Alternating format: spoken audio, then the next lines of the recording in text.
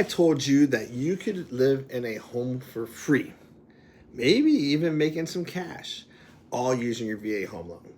Well, welcome to episode 18, where we will be discussing using your VA loan to buy multiple properties.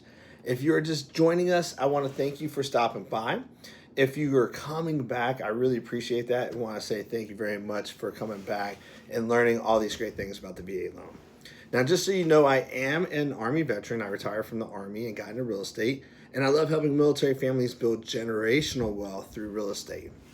I want to show you how we can do that. And today, we're going to talk about one of the most powerful but overlooked strategies for veterans, and that's using your VA loan to buy a multifamily property.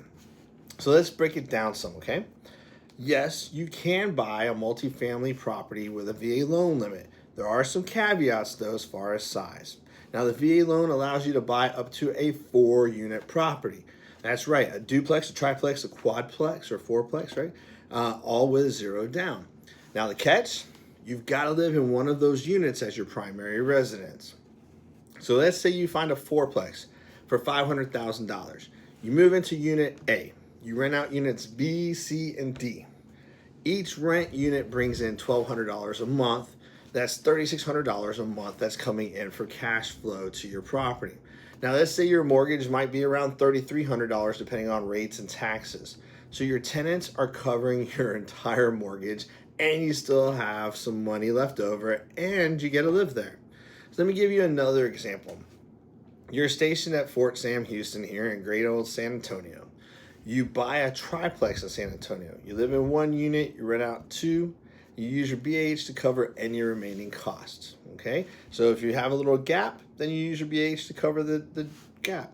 Now you're building equity, earning rental income, and paying zero in rent, right? Because you're being given the BAH. So here's the power move. Using your basic allowance for housing to help cover or eliminate your mortgage payment is really awesome. Now here's another pro. You get BAH whether you rent or whether you buy. But when you buy, it goes to your own investment. With a multifamily rental income at plus BAH can make your mortgage $0 out of your basic pocket, right? So stop giving BAH to landlords. Use it to own income-producing properties. Here's the pros of using a VA loan for multi-family homes. One, and this is the big one, right? No money down. You got your closing costs, but you don't have a down payment. No down payment is not required, even on $800,000 plus properties, as long as you have entitlement. You live rent-free almost, essentially, so let the tenants pay your mortgage. Rent income counts towards approval. So VA allows lenders to use projected rents for the other units in most cases. They might have caveats, but depending on each lender. It's a house hack. You live in one and rent the others, and you build your wealth. Building equity fast, you got 3 rental incomes, and they speed up your mortgage payment. Transition property into investments later. After a year, you can move out and rent your own unit out. And then you got all of them rented out. Now here's some cons and things to look out for. You gotta live in one of the units for a year. It's an owner occupancy requirement. Now you gotta deal with tenants, or you gotta pay for a property manager. You become a landlord even while you're serving. The property condition. Right? The VA appraisals are strict, and all the units have to be clean, safe, and livable. There are fewer listings. Not every market has quality duplexes or triplexes available, or even fourplexes.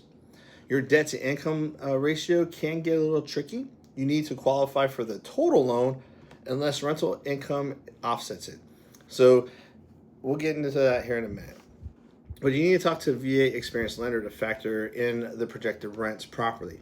The only way they're really going to count it is if it's already a rental property and there's a history of it. Now, VA guidelines for multifamily loans, you must occupy one unit. All units must meet VA minimum property requirements, or the MPRs. Appraisals will assess all units.